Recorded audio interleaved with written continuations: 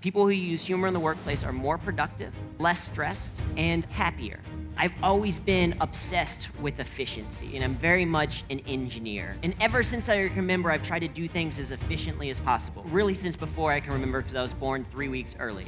So apparently even in the womb, I was like, I don't need a full 9 months, I'm ready to go right now. Let's do this, Mom. You guys would have heard about that if I came out like that, right?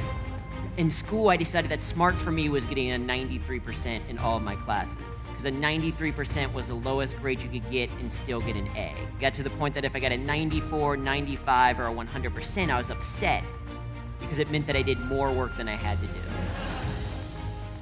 The problem with people in the corporate world is they are so focused on the bottom line that they just focus in on efficiency. Just because something is efficient doesn't mean that it's effective. Just because something saves time, it doesn't mean that it actually gets results.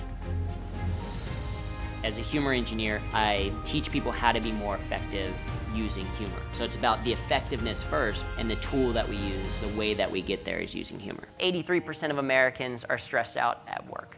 55% of Americans are unsatisfied with their jobs, and 47% of Americans struggle to stay happy.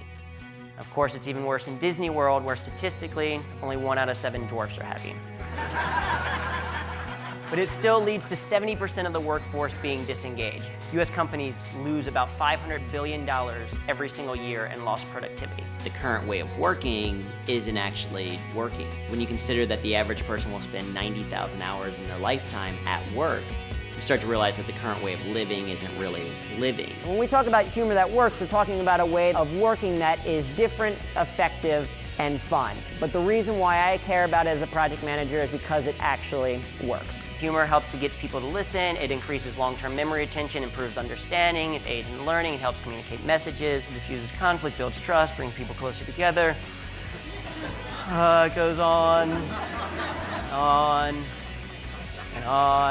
And these are all backed by research, case studies, and real-world examples. Andrew is not only funny, he actually has a message that comes across with purpose. The humor that he brought to us made the learning experience so much more rich and complete. Because when we think of humor, a lot of times people are intimidated because like, oh, that means I have to try to be really funny. That means I have to tell a joke, and that's not the case. It's doing something a little bit differently to maybe get people to smile, not just laugh. To use humor effectively doesn't mean that you necessarily have to be the creator of the humor.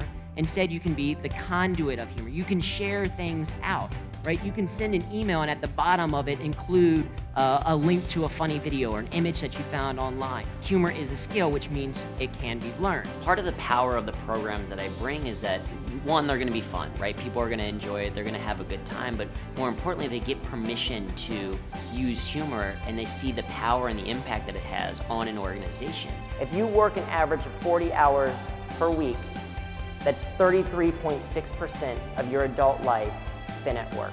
The truth is that every single day you choose if you're going to be more productive and less stressed. You choose if you're going to do the things that will get you paid more. And you choose if you're going to be happy. With 1/3 of your life on the line, why not choose humor at work?